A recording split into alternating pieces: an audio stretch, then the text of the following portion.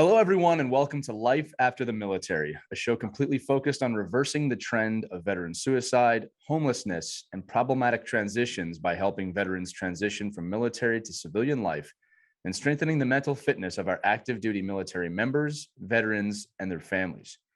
Our show is powered by Pivotal Moments Media, an organization on a mission to strengthen mental fitness worldwide for all. Go check them out at pivotalmomentsmedia.com to learn more. My name is Lee Elias, and I'm joined, as always, by my good friend and co-host, Howie Cohen. And we are privileged to have Pete Tingstrom with us today. Pete served over 30 years in the Army, which included enlisted, Army Reserves, and service as an aviation officer. Pete's service as an aviation officer included assignments with the 82nd Airborne Division and multiple assignments in various Special Operations Forces units. Pete retired from the military in 2016, and he has extensive private sector experience as a government contractor, entrepreneur, and small business owner, and now also serves as the campaign manager for Lynn Mariano, a retired Army veteran who seeks to be the next governor of the state of Hawaii. That sounds like fun. Pete, I know it's very early over there in Hawaii. I can't thank you enough for being with us today on Life After the Military. Good morning and aloha, Lee and Howie. Good to be with you. Oh, yeah, it's great to have you, Pete. And as we say on the East Coast, aloha, and how you doing? That's how we started today. How you doing? At least in Philly and New Jersey, in any city in New Jersey, right? In Philly, you got to add a plural to everything. How's yous doing? For no reason. Yeah, how's yous doing? Yous doing all right? Cool. So, Pete, just to pop off the episode again, we said this. You served in the Army for 30 years, retirement coming in 16. Share with the audience how you prepared and executed your transition out of the military to the private sector. What went well? What didn't go well? What would you do differently, knowing what you know today? Sure thing. Yeah, thanks for having me again, because I feel like I do have a lot to share with others with my experiences preparing to get out and after being out now for 6 years. I attended all the classes afforded to me by the Army with that transition assistance program, Soldier for Life. What I didn't take advantage of is doing that early enough in the cycle.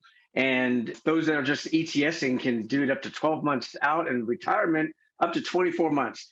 I did it with only 6 months prior to. And so that put me a little bit behind the power curve to prepare for retirement. They also offered other courses like Boots to Business for the entrepreneurial side of things. And I pretty much took advantage of every program that they had. There was other programs that I was at Fort Bragg at JSOC at the time for retirement. Hire Heroes USA came in. The Commit Foundation. There's a number of different organizations that also had their transition assistance programs back in those days. And I saw online, there's a whole bunch more now than there were even during that time. One of the best books that I read, which was part of our assignments with the Commit Foundation, where they look for your purpose after military. A lot of people, that's all they've done, especially someone like me, where that's all I've done for 30 years, to identify what your passion is, build strong networks. And networks is one of the biggest things that I believe help people in that transition. The relationships that you build, the people that know you and trust you throughout your career. And so don't lose ties with those folks. For those people that are getting ready to retire or people getting ready to get out, keep those contacts all through your military career. Use LinkedIn. I don't know how many people through the transition program that I've met that just got a LinkedIn account during transition. It's way too late to try to build all that in your last few months or last year of military service. So the earlier you start that, the better that you have, because networking, I would say, is probably 80%, 90% of how I got my job, my first job when I got out, and I'll go into that a little bit more. But it's those relationships that are really important that help tell you about jobs, that people vouch for you. It's really good. Then a book that I read, it was called Designing Your Life, How to Build a Well-Lived, Joyful Life by Bill Burnett and Dave Evans. This is a book that they assigned at Stanford. The most popular class at Stanford University is this Designing Your Life class. It has nothing to do with the regular curriculum. Everybody wants to take this class. And after I read the book, I'm like, wow, every college should have this, because it's about what you're going to do when you get out of college. What kind of job? Where are you going to go? What is your passion in life? So anyway, great book and program with those. And then, like I said, networking, LinkedIn. Now, for me, what went well is during that Soldier for Life program, I was sitting there and he was talking about LinkedIn. I pulled up my profile and I was typing away, and the guy was saying how important it was to let your friends and contacts know that you're getting ready to make this next step. And does do anyone have any leads? So I'm there typing it away to make a little post on LinkedIn and hit send. And again, I was only about 6 months out of for retirement. And within 6 minutes, I got a response back from a guy like, "Hey, Pete." And I just left Special Operations Command Pacific at Camp Smith. I knew I was pigeonholed because I knew I was going back to Hawaii. I met this amazing woman, Gina, who's a special ed teacher out here in Hawaii. And I knew I would, in fact, she's the reason I put in my retirement paperwork to come back to Hawaii, get married, and live happily ever after. So I really limited my choices for post job after the military because I'm going to the island of Oahu, Hawaii. And, but anyway, so within 6 minutes, this guy emailed me back and said, "Pete, yeah, they have this information operations planner position at Special Operations Command Pacific, which is the command I just left a year earlier." And so I'm like, "All right, I don't know that much about information operations. I've supervised people that have done that, and let me take a look at it." And a lot of the requirements, I didn't fit a lot of the requirements. I was not an information operations planner, but I went ahead and applied for it anyway. And sure enough, because of my reputation at the command, the J3, the whole staff, "Yes, get Pete back here. We want him in our shop." And I ended up not doing the information ops planning. I ended up doing J35 future ops type stuff with the whole big new China focus out here, the Indo-PACOM AOR, and did something because of my reputation, because of my network. I got a job long before I got out, and they normally don't want to hold a job like that because the company is losing money by locking someone in that far out. Oh, so it was a That is, contractor position, Pete. it was a contract. Yes, a Yeah. contract, DoD contract position in Hawaii. And so that is one of the things I did. I hit the easy button. Let me do something that I already know what I've done. And so that's how I got in there. I got to say real quick, Howie, before I ask your next question. I asked you that question just shy of 5 a.m. where you're at.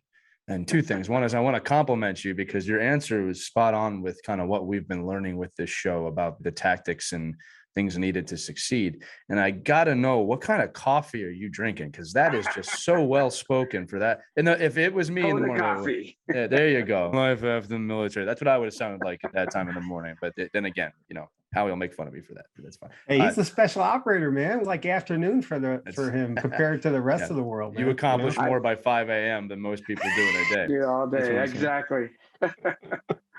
Hey, that actually was a phenomenal answer. There's so much to unpack there. I was going to ask you why only 6 months, but you really just answered that at the tail end of your response. I want to just cover a couple key points that you made to reinforce them, because I think these are so critically important for anybody who's going through the transition process. Even like Lee said, with the number of podcasts that we've done, this is a recurring theme, is folks lose their sense of passion and their sense of community when they get out of the uniform, because their sole identity is based only on their time in uniform. And so it's really good that you were aware enough to identify that and say, okay, I am more than just Pete Tingstrom officer.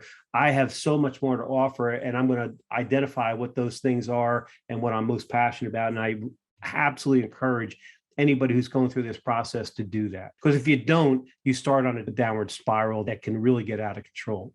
Go ahead, Pete, please. That's a great point, because I always was concerned about being away from the job, whether you're injured, take that Motrin, get back to work, because you don't want to be the pogue that's injured and not helping the team. When I was getting ready to retire, same thing. I was like, I used to hate all these people that took all this time off to prepare for the next chapter. I'm like, hey, you still got a job to do. And then I get in the same position and I'm like, oh, I'm not going to do that. And the Army's going to go rolling along. You're like working last minute. Hey, they're not going to be able to do this without you. You feel this sense of you're the only one that can do your job.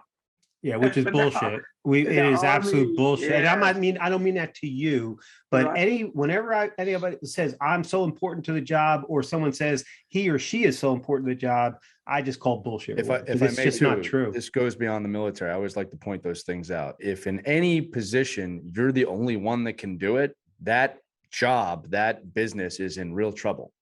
Yeah. Even at my companies, I tell everybody it's got to be able to work without me, or that's a problem. And it is a common perception for folks in uniform for sure. Look, it's beat into us is we're here to accomplish the mission and take care of our people. Nowhere in that is take care of yourself. That's where, as a leader, that's considered selfish, right? It isn't. But that's the way it's ingrained in us. It's taught us at a very early part of our career, whether you're enlisted or officer, it doesn't matter. It's take care of the mission, take care of your people. Take care of the mission, take care of people. I will tell you that's fine until you get to the point where you're exiting the military. And then at some point, and I would love to see it at the 24-month part or point, is start taking care of yourself. Because if you don't, you could have some very serious challenges that you and your family are going to face, which could have been avoided if you had properly planned, prepared, and executed a transition plan. And that is not being selfish. That is taking care of yourself and your family. I think that's really important that you brought that out. And that was very astute of you to recognize that, because a lot of folks don't. I love the fact. Yeah, go ahead. Physically, mentally, and emotionally take care of yourself. Absolutely. A lot of us have been just chugging along and, oh, shoot, when my assignment at SOCPAC, I spent a lot of time as a staff guy and I wasn't doing all the operations anymore. And I'm like, this is the time I'm going to fix myself. I'm broken. I'm beat down. I'm going to go get my shoulders operated on and get all this medical stuff done that I'd put off for 28 years. I needed that. I needed that time to take care of myself. And you're exactly right, Howie. You got to be able to better take care of your wife and family, you got to take care of yourself first. Yeah, that was actually in my command philosophy when at the 06 level, both as a brigade commander and as a commander of the White House Communications Agency. As I was addressing inbound, they would fill up a room of folks who were coming into the unit. And that's exactly one of the points I made to them. I said, look, I'm going to do this. I am going to take the time to eat properly. I'm going to take the time to sleep properly. I'm going to take the time to exercise properly. And so I'm going to take care of myself so that I can do a better job of taking care of you. And I want you to do exactly the same thing so that you can take care of the people that you're in charge of or the mission you're responsible for. Whether you're in a leadership position or not, you need to take care of yourself so that you can be the best you can be and contribute to the mission and to the unit. And that's exactly right. It is not selfish at all. It is, in fact, absolutely mandatory. Another thing you brought out, Pete, and I love the fact that you did this, is number one, you reached out to veteran service organizations and was open to allowing them to help you, but you still own the process, right? It's not like you were saying, hey, I need help and I need you to do all this shit for me. You're saying, I need help.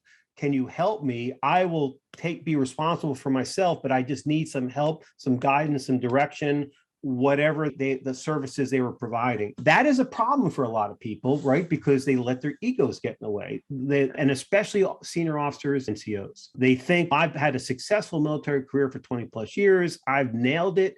I can nail my transition. And they find out very quickly they have really screwed up because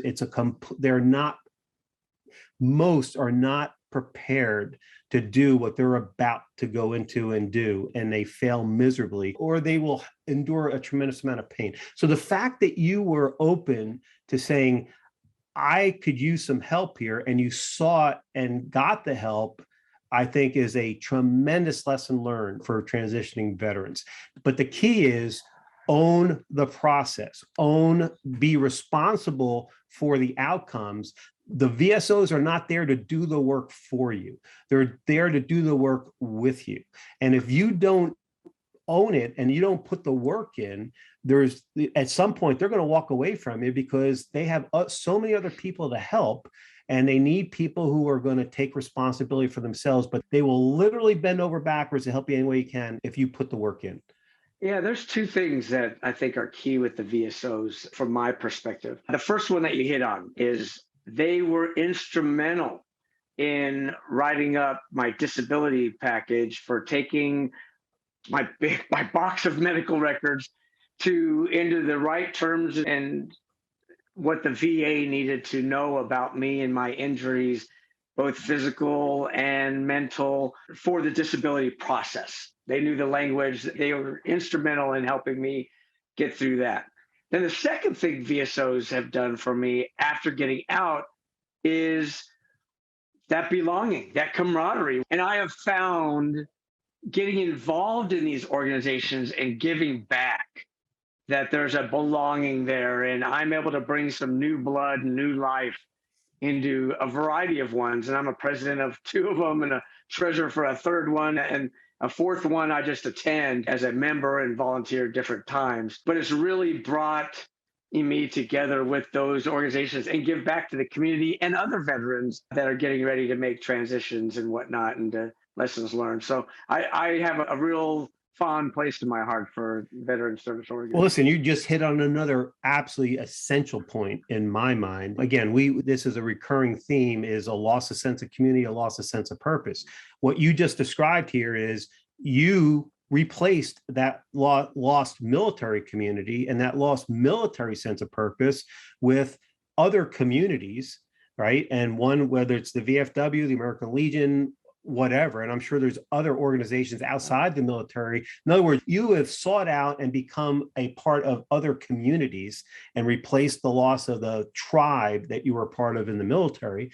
But the other critical thing is the sense of purpose, the sense of mission that you had in the military, you replace that with other senses of purpose. Because I will tell you, when you peel back all the layers of the onion, when you look at someone who's having a challenge or someone who is contemplating suicide or someone who did take their life, you're going to find out it was a loss of sense of community and a loss of sense of purpose. Yeah, and so the fact that you, again, had the sense to do that is a key to success for a transitioning veteran. And great advice, a great lesson learned from Pete there. And then the last thing I'll cover here is the use of LinkedIn. And I completely agree with you. I think we should actually be training recruits when we bring them into the military, certainly the Army, but we should teach them and have them establish a LinkedIn profile and then continue to sustain it over the course of their career, whether it's 4 years or 34 years,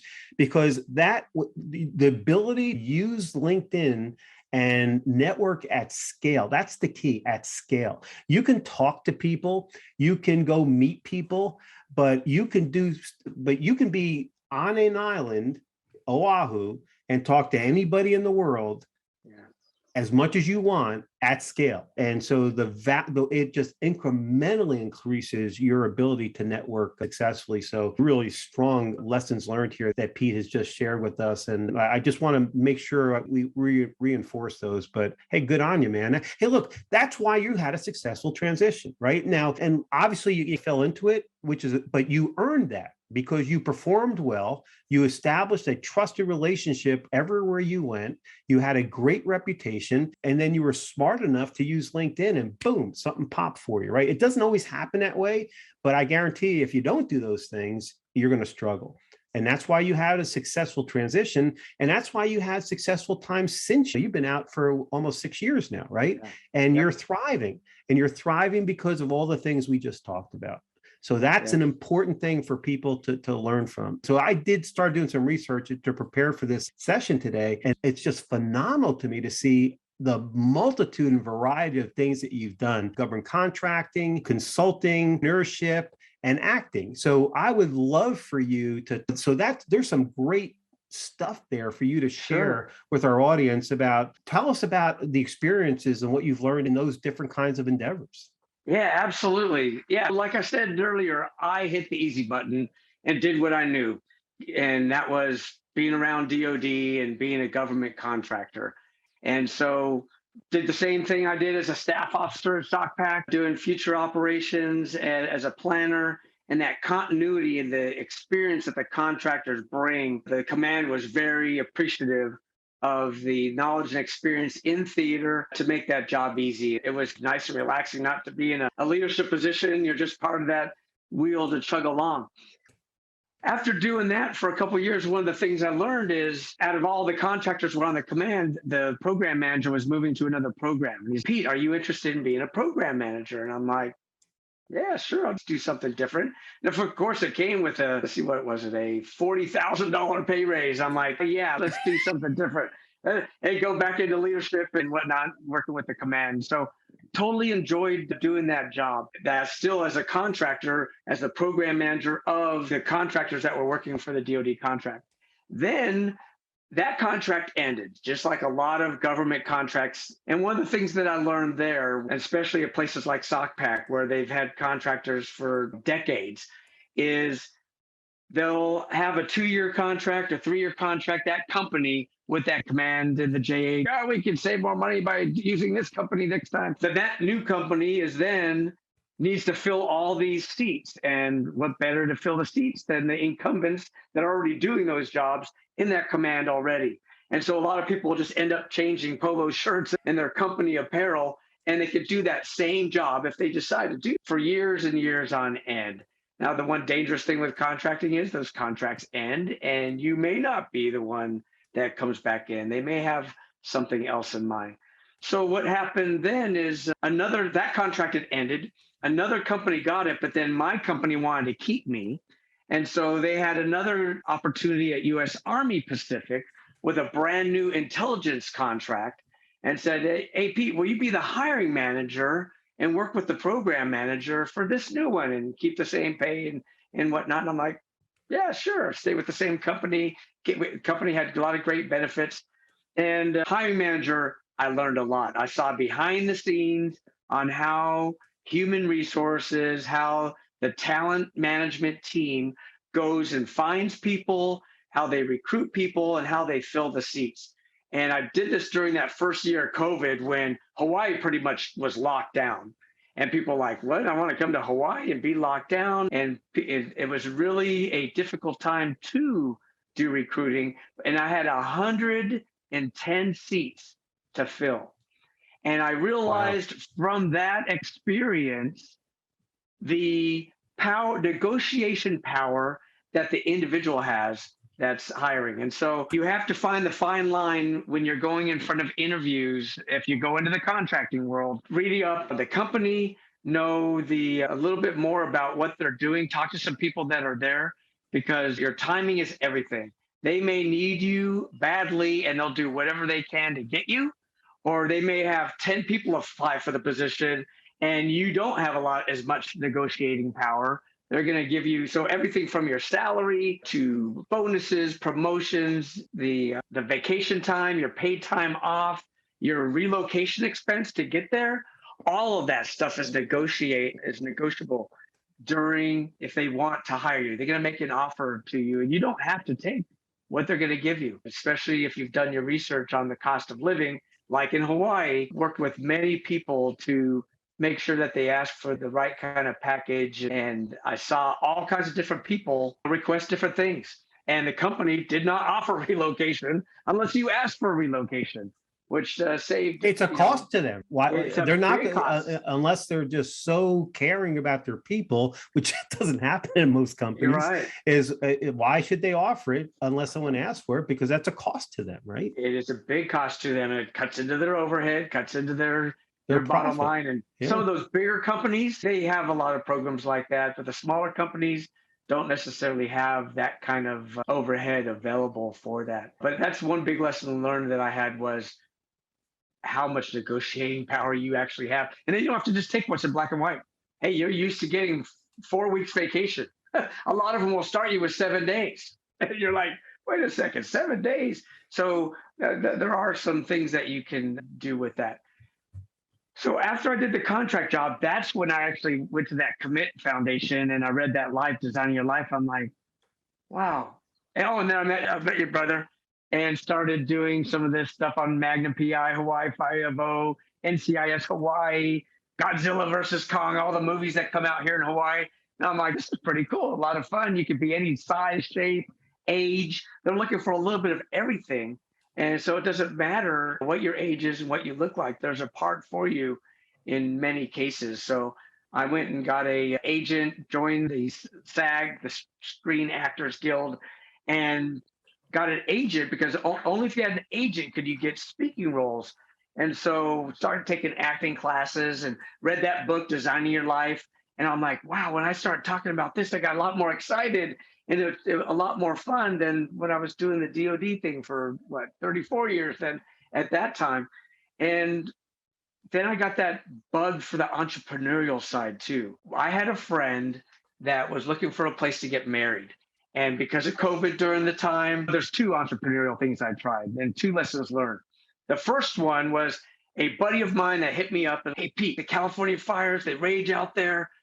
I know a company that'll pay you like $800 a day, whether you use your truck or not for water.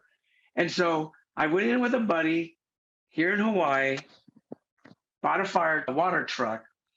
He had a buddy from high school that lived out in California. His dad was in the construction company. And I wasn't there in person.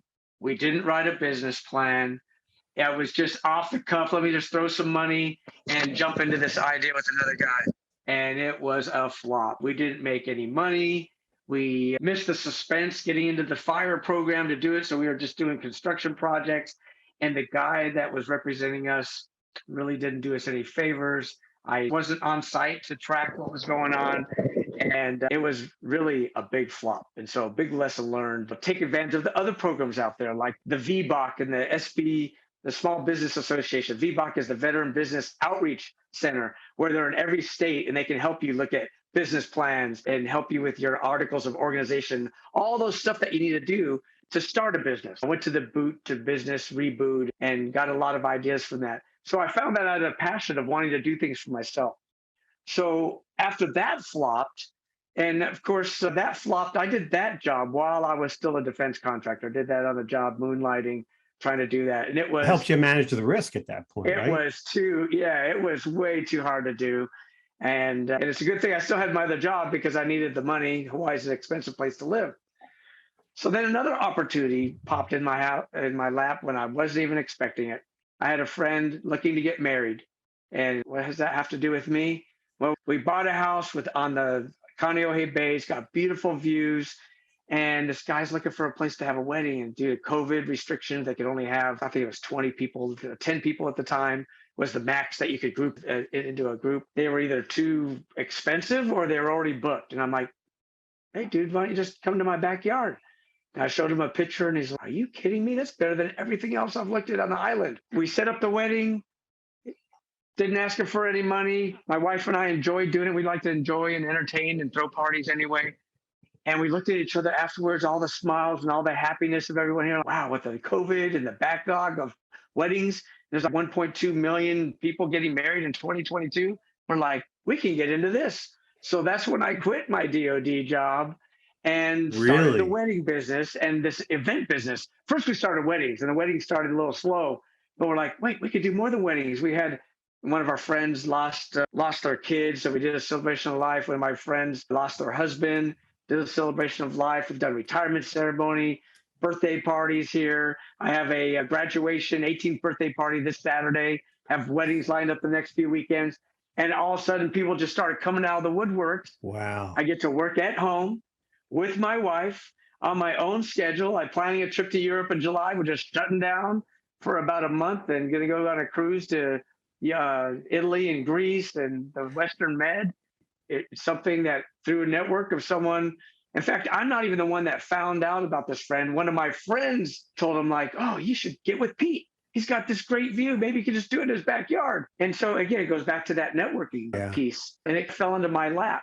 And same thing with this campaign thing that I know we're going to talk about too, how that fell into my lap as well. So that's what a wonderful experience and great lessons learned. Look, I'd like to go back to where you started with the negotiations. And I think this is really important for transitioning veterans, because again, this is not a skill we instinctively have, most of us, period, certainly not in the military, because in the military, you know exactly what you're going to get when you go to a unit. You know who your chain of command is, what your responsibilities are. You have a budget to work with. You have people to work with. Everything's pretty well defined. It's a question of how well do you manage and lead that group. And so we don't have really much of an opportunity to negotiate in the strict definition of negotiation. Everything's a negotiation in life, but in the military, you're not really negotiating much. You're just executing, right? or figuring out how to do more with less. But when you go into the private sector, and that's even true to some degree in the public sector, but certainly in the private sector is, and Pete said it, everything is negotiable. Your salary, your pay, like you said, paid time off, if you're even looking to use medical, dental, education. I can list off a whole litany of stuff. Yeah. What I would offer to you is you've got to define for you the critical things that are important to you and your family, and your wife or your spouse needs to be a part of that discussion, because you tend to think that salary is the most important, and that's not necessarily true. Like for me, it was the culture of the organization that was the most important. But the point is, list out all the different things that are important to you, right? And as you start looking at different job opportunities and you have discussions, and if you get to the point where they're actually giving you a job offer, remember, if you think you are worth a little bit more than they're offering, then you should be asking for that. If they're offering you 2 weeks and you want 4 weeks of paid time off, you ask for that. If getting an additional level of education is important to you, then you need to ask for that. And it's okay to ask for that. Hey, the worst that could happen is they say no, but everything is negotiable. And unless you understand that and change your mindset, because it's really a mindset change, that and here's the other thing, practice it, right? Do some role playing and practice it. And if you have some VSOs, some veteran service organization that you're working with, many times they offer negotiation classes and role plays, whatever. But I think that's a really important thing that is counterintuitive to those of us who come out of the uniform, because we're just used to, hey, you get orders to go X place, you go. And you report in and you do this and you do what you're told. So it's very easy. And I was one of them. I got an offer and I took the offer pretty much that they gave me. And I realized within about 2 or 3 months, when I started comparing what I was making with some other people, I'm saying, holy shit, I screwed this up. Yeah. But more importantly, it wasn't even so much about me comparing to others. It's that I felt like I brought a certain amount of value based on my experience and my work ethic. And I felt like I undervalued myself. So it wasn't even so much that, well, so I was making 50,000 more than me, so I need to ask for more, is that I gave myself away here. And so I was fortunate enough to be able to go back into my company leadership and have a very candid conversation with them and say, hey, look, I'm not looking to move to another job. I really love it here. I like you as a boss and the CEO, who, by the way, I work for again now in another capacity, but I feel like I undervalued myself. And we had a very candid, honest conversation. And because of the quality of leader he and Bob Morgan were, he said, Howie, I understand. Give me a couple of days to do a little bit of homework, and I'll come back. And he did come back to me, and I got a fairly significant raise. But you got to be willing to have those conversations, and more importantly, understand what your value is. Now, let's talk about that for a second, because you brought up a couple things I think are really important, right? And that is that you're looking for these jobs to make yourself the most competitive for position you possibly can, is your ability to translate, not even just in the resume, but to be able to verbally translate what you did in the military to what, and more importantly, to what the value you can bring to your future employer in these job interviews, right? Yeah. And it's not just about leading a certain number of people. And if you want to make yourself really appealing to a potential employer, be able to communicate in a very concise and clear way based on the research you've done about that company. Okay, here's how I think I can help you accomplish. It looks to me like you're challenged in these areas. I think I can help you in these areas based on my experience doing this and this. And here's how I think I can help you. So it's about learning to, first of all, do the research on the company that you're interviewing with, and then learn how to translate your experience and your knowledge and your skills and abilities in a way that they'll see value, and you'll make yourself more attractive to the folks you're interviewing with. That makes sense. Is the most important. I'm glad you brought that up, because that to me is the most important lesson learned that I had, that really jumped out at me as a hiring manager. I don't know how many resumes I saw where they didn't do that. They just threw stuff in there about their career. They didn't take a look at the position description of the job that they're applying for and tailor that. So everyone has a general resume that covers your different stuff. There's all kinds of different formats out there. So it doesn't really matter what format you use. However, when you apply for a job, you need to tailor your resume to that job. Look at what they're saying that job entails. Look at the qualifications, the minimum qualifications and the preferred qualifications. And then in your bottom line up front, you put in there how you meet or exceed all those qualifications, because they're going to read that first. And when they get 20 resumes for that one position, you don't say any of that. You may be the best one qualified out there. That resume is going to get passed, and you're not even going to get a chance to interview. And so you got to make sure that you take a look at those. That position description is so important to tailor your resume to that in order to get that interview. And then during the interview, exactly what you said, you're expounding on how that company is going to benefit from having you on their team and what you bring that position asks for and how you meet or exceed that position. And sometimes it turns them off when I've had people interview, I want to replace your job, or I want to be the CEO.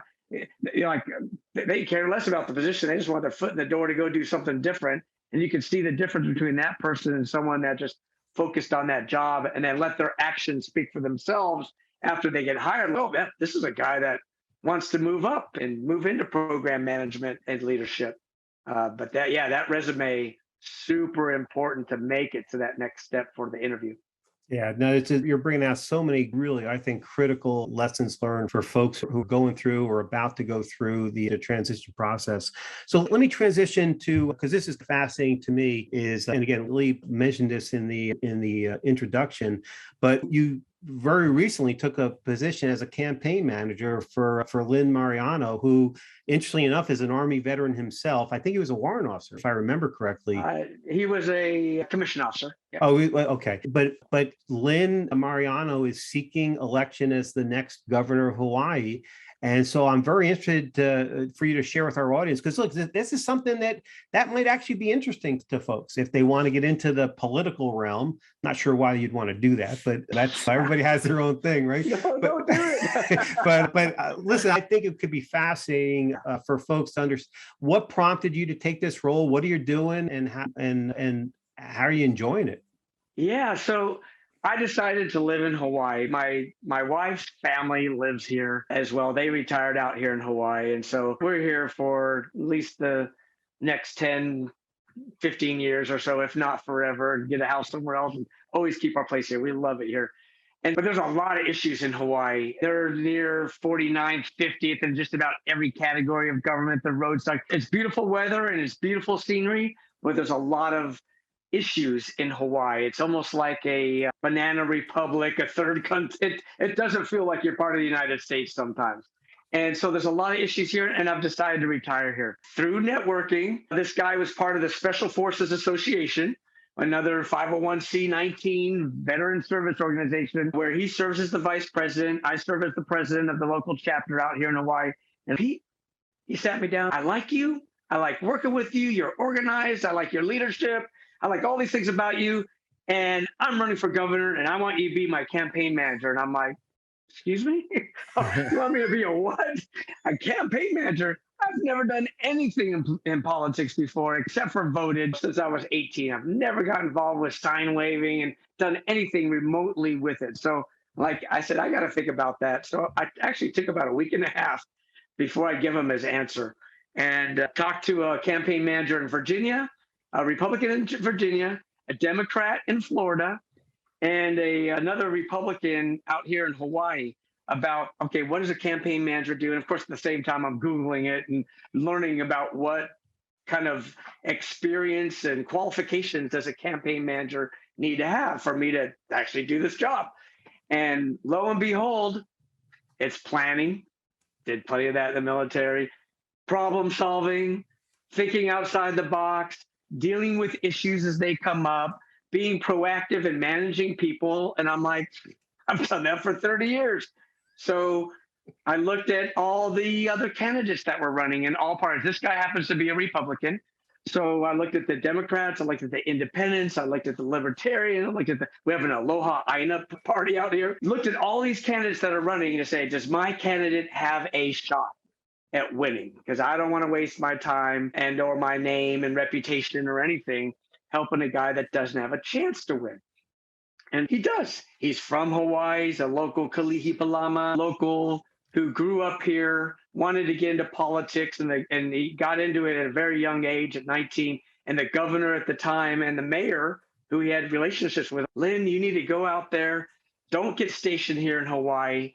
Go on active duty instead, because he went to the University of Hawaii, Manoa here, and said, hey, go see the world, see how they do things in the other economies and people and whatnot. And when it's your time, bring that knowledge and experience back to Hawaii. So he did that for 40 years. And then he's been back for about 7 back here on the Hawaii. Of course, he's been here many times. His brothers and sisters are all here. He decided to come back. And so I said, yes, I'll help you. It's actually been a lot of fun. Something I didn't expect. You're meeting all these people and you're setting up his schedule and going around the state. And it's just been a refreshing, something new to do. And there's a lot of something I never really considered in the past. And I think we need a lot more. In fact, I got a Navy SEAL friend that's running for Congress, who was a Navy SEAL out here with me at SOCPAC to run for Congress. So we need more military veterans running for offices to help out in Congress, to work in the Senate, to work in local offices, to get people with those backgrounds and skills and experience into the political offices.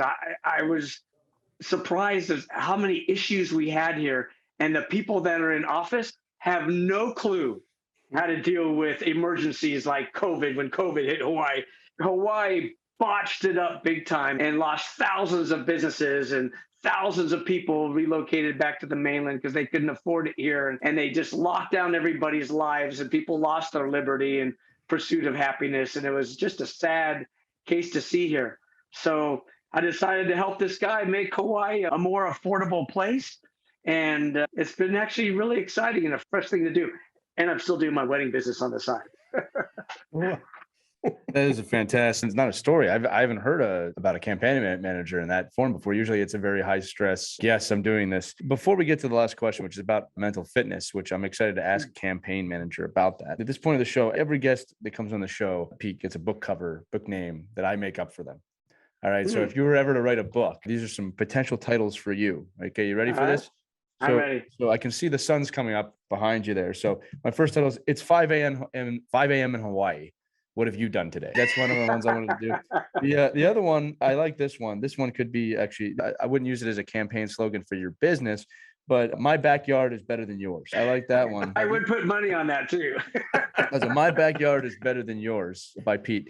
And then the other one is Hawaii never gets cold. You said that's You could go to Minnesota in the middle of the winter when it's minus 40 degrees Fahrenheit and be like, hey, look, Hawaii never gets cold. And it's cold here. It's deadly. So those are your book covers, but it sounds like the winner is my backyard is better than yours. I love when you do this, man. You're going to have to send us a picture of this backyard now, by the way. We'll put it up for our viewers to see. But again, Pete, the sun's coming up. We appreciate you starting your day with us. So the last question is usually the strong one. So look, our parent company, Pivotal Moments Media, we're seeking to strengthen mental fitness worldwide. And as we say on every episode, everyone struggles with this at times to varying degrees. You live in a paradise. You had a great transition. But the truth is this kind of roller coaster ride in our mind is something that we all deal with. So could you share with us any kind of mental fitness issues you've experienced yourself or others? How do you manage it? And what do you do on a daily basis to strengthen your mental fitness? Yeah, great question. And like most things in the military, you hide things from your chain of command, things you're going through in your personal life with your spouse and all the divorce and issues with your kids. And so you have a lot of stresses, not only from all the tours and combat and whatnot, but the arguments and the finances and the things that you have at home. I did go through a divorce. Oh gosh, I forget how many years ago now. It's been 10 years ago after 24 years of marriage. It was a real hard time. My daughter wasn't talking to me. I had the stressors from the military And all this stuff was compounding me. And I too had PTSD. I had a traumatic brain injury, smacked my head one too many times on airborne operations, a vehicle accident, a motorcycle accident, had issues that were compounding inside me over years and years. And I never got any help other than seeing the local chaplain that I would talk to. I actually did a lot of family counseling with chaplains through my military assignments, but I never really did talk about my personal issues and my struggles. And then I've also struggled to maintain my physical fitness, which ties back to mental fitness as Absolutely. well. After getting out and after I'm like, oh, this is going to be no brainer. I've done it all these years. I'll still do it. No, I let life catch me up and I get sidetracked, and I got busier in retirement than I was while I was on active duty doing a million things, and it's hard for me to say no. And so I'm helping this person, I'm helping that person, and I have this big property that's a lot to manage and take care of, and a couple houses I rent. And so it's just a lot on my plate. And I've offered my assistance to many others going through, because I've gone through it myself, of even living in a place like Hawaii. Even when people see my Facebook, wow, that guy's living the best life. Wow, that guy's got it easy. It's a lot of work, and there's a lot of things going on behind the scenes that people don't see, those invisible scars. So I imagine it in a bunch of different ways. First one is my partner in life. Like I said early on, she's a special ed teacher, and I'm probably her biggest student that she's ever had to deal with all the issues that I have. And so she has been a godsend in my life to help me along this next chapter of my life dealing with these. One of the big things was to go out and get help. So the VA had a program that was 6 months long. Now, they have some programs where people have real bad issues or deep-seated issues, could do in-house training. And I think one of the things that COVID did is allowed a lot more video teleconference type medical help that can get you help from pretty much anywhere you live in the country. You can get this kind of help. And so I did a 6-month video once a week, 3 or 4 hours. It was pretty intense because it was a long time. It was a group session. I didn't know what I'd think about doing a group session, but you learned a lot from others. And so you opened up and they opened up. And it was just a great program called Cognitive Behavior Therapy, CBT. It's a psychosocial intervention, helps reduce the symptoms of various mental health conditions that people have, especially when you deal with depression, anxiety. And a lot of the things that I learned and that I use daily in my life is mindfulness, and putting some of those therapies in place that helps you with relaxation, stress, help your body and your mind think clearly. The importance of yoga. As we get older, our bodies are beat up to get there. And then yoga has a lot of mindfulness and breathing exercises that are included in it. I didn't realize the importance of that aspect. I always thought push-ups, sit-ups, go for a run, lift weights, to do those kind of things. And that all helps relieve stress and whatnot. But the stress is never going to end. You're going to have that for the rest of your life.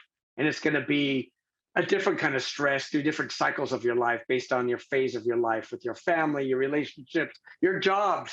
And that stress of that key 12 months from the time you get off active duty. And so I look for every opportunity to talk with veterans and, hey, get the help, talk to somebody. And I'm part of the Special Forces Association, and the Special Forces Charitable Trust hit us up. They've teamed up with this organization called Sound Off, which is an anonymous mental health support. A lot of guys, whether they're on the teams or their friends or their family, they don't want to talk to them about it. And so this is an app-based anonymous support that you can reach out to get assistance. And it's to help people beyond the battlefield. A lot of people have those scars from the battlefield, besides all the other stresses I just talked about. And that's the key. It's anonymous. And people are more likely to pick up a phone or to click on an app to get help. And so the process is that different people like myself will sign up to be a battle buddy. You get 5 hours of training to recognize the signs and talk to the guy or gal and help them out. And if you assess them with the little training they give you, then you pass them on to a clinician, where they had 30 last fall. I think they're trying to get one in every state to help veterans with that. There's a number of programs out there like that to help with that problem, because it is a big problem for the community where people just don't know how to reach out. And sometimes they won't reach out to their best friends or their spouse or their chain of command if they're still on active duty. So it's a great way to get assistance. There's no name tied to it. It's totally anonymous to get that assistance to take them off the edge. Well, I was just going to say, Pete, something I noticed about you early on in the episode. You're proving it right now. I've been real privileged to interview a lot of veterans. I've been privileged to interview a lot of high performers and athletes and champions. And the common thread and there's many, but one of the main common threads amongst all of them is that they are servant leaders and they look to serve others, and they find immense amounts of peace from immense amounts of pain by helping others. And I think that's true across the board, is that if you're listening to this or someone who's in a lot of pain, sometimes the pathway out of that pain is to help others in the same pain. And you seem pretty committed to helping other people find their way. In fact, when you were talking, the answer to the first question, you said one of the major factors that led you through that transition was, I found this urge to help other veterans. Howie is the same way. He has a massive urge to help others, especially veterans. And he finds a lot of peace and massive amounts of purpose in that. He said it on the show many times. He'll do it till he goes to the grave. I believe it. So I just think that's a takeaway from not just your episode, but a lot of them, is that if you're lost, if you feel lost, help others in your situation. You may be surprised how that helps you find a path. And again, this is not limited to veterans, right? For this show it is, but it's not limited. This is something you can see across the board of mankind, of people rising up to help each other in incredible circumstances. And we don't talk about that enough in society. Society wants to tell you the negatives and the horrible things and how bad the world is. There's a lot of good people out there. Everyone we've interviewed on this show is a good person, right? You just have to look. You have to put your head up for a minute. And people like Pete are going to be there with their hand extended saying, hey, come with me, follow me. So I just think that's a huge takeaway for me as well. And you emote that, it exudes out of you like, hey, we can help you. And it can be anonymous, it can be upfront, but the hand's extended. You just have to be willing to take it. Absolutely. Yes. Amen. And listen, it gets back to what we talked a little bit earlier, right? You recognized you had some challenges and you took care of yourself first. And by doing that, and even though you might still have some of those challenges, and I'm sure you do, it's just maybe you've been able to minimize them as opposed to them overwhelming you. And that's really what it is. It's right. Is how do you strengthen the muscles that help you manage it more effectively? Because I guess it's like an alcoholic. You're never not an alcoholic, but you manage it, right? Yeah. But anyway, you sought help to deal with your own challenges. And what that enabled then you to do is to free up space for you to then help others, which again, like Lee said, that gives you a tremendous sense of purpose, which again helps you because you're replacing the sense of purpose you lost from getting out of the military. So can't underestimate purpose. And so whatever community you want to be a part of and need to be a part of, we all need some form of a community to be a part of. And you can pick and choose what works best for you. But there's very few people that are very happy just being completely by themselves. Anyway, Pete, this was even better than I even imagined it could be. I will guarantee you that if someone who's, whether 24 months out, they're 5 years out, or they're 6 months out, if someone takes the time to listen or watch this episode, they will get so much value. And if you do, share it with others, because this is all about, taking care of our own and ultimately saving lives. That's really what gets me going. Is problematic transitions are the number one cause for veteran suicide. And you hit on something that was absolutely critical. You mentioned the first 12 months after you get out of the military, the likelihood of a veteran committing suicide increases 2 to 3 times. In that first 12 months where he or she exits the military. The VA, under the leadership of Dr. Joe Gerasi, who is a clinical psychologist, a veteran, retired lieutenant colonel, spent half his career, actually 3/4 of his career in the airborne special ops community, is leading a team studying how to prevent veteran suicide. And that they have labeled that the deadly gap. What you hit it perfectly that 12 months is what they call the deadly gap. And so whatever we can do, whether informally, formally, whatever, to help people navigate through that deadly gap and get to the other side, you literally can save lives and minimize the impact on family members and spouses. And look, it sounds like you've dealt with a lot of it. And that's literally what gets me going, is how do we lower the high rate of veteran suicide, homelessness, and problematic transitions. God bless you for what you're doing, man. It is really cool to see how you've managed your own transition, how you've navigated the different kind of opportunities to take care of yourself and your family, to include entrepreneurship. And I can't wait to see your backyard, man. Hey, it's better than yours. And you've got a really nice backyard. When Howie brings life after the military on the road and he goes, "Oh, I'm going to come over," you just make sure he remembers me too. That's an idea. That's an idea. Yeah, we're live from Hawaii. Why? We don't need to be, but his backyard's better than yours. Yeah, I gladly do the show out here. That'd be a great backdrop for your show. Planting seeds. In fact, you can even do it on a boat out in the bay. There you go. Hi, I'm Lee Elias. I'm very seasick right now, but we're live. Pete, you're fantastic. I said the bay, not the ocean. Yeah, that's fair. That's fair. Listen, I can see that the sun is rising over the Pacific behind you. I want to thank you again for being here. This was your morning coffee with us. And hopefully, if you're listening to this, you felt that as well. If you're listening to this episode, remember, you can watch all these episodes too on YouTube if you want to see or Howie's beautiful face. That's always there as well. But that's how you have to do it. With that said, you've been listening to Life After the Military. Again, it's powered by Pivotal Moments Media. We hope you receive value from our podcast. We do every episode. And if you did, please like it, subscribe to it, rate us on Apple Podcasts, share it with others. Let's get the word out, because we really are trying to help everyone that we mentioned in the open. You can learn more about our organization at pivotalmomentsmedia.com. Take the time to check out our other channels that focus on everything from overcoming adversity in sports, how inspirational women can inspire other women, building mental fitness in the workplace, how artists of all types overcome adversity and strengthen their mental fitness. And we also have our Mental Fitness Education Center for more inspirational, educational, and entertaining content. We're pretty committed to this. So for Pete Tingstrom and Howie Cohen, I am Lee Elias. Thanks so much for joining us, and make sure to keep an eye out for more episodes soon, wherever podcasts can be heard. Have a great day, everybody. Aloha.